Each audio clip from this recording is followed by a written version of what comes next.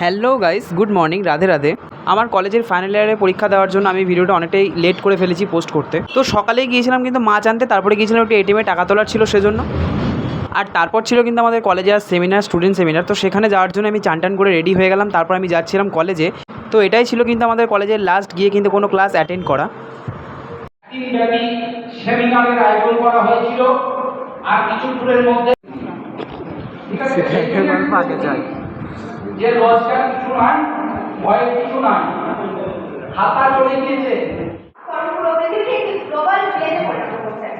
বর্তমান সময়ে তথ্য প্রযুক্তি আমাদের জীবনের এক অবিচ্ছেদ্য সারা দেশকে উন্মুক্ত করার চেষ্টা করা এবং এর মাধ্যমে এই উন্মুক্ত অর্থনৈতিক মাধ্যমে ঈশ্বরের হাত ধরে এসেছে।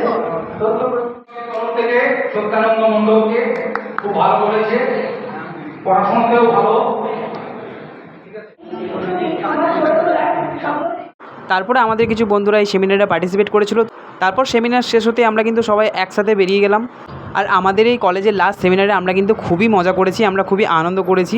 তো ইউটিউবে আমি কিন্তু একটা শর্ট চ্যানেল ক্রিয়েট করেছি, আমি ডেসক্রিপশনে দিয়ে রাখছি, তোমরা অবশ্যই সেটা চ্যানেলটা সাবস্ক্রাইব করে যাও। Bye bye.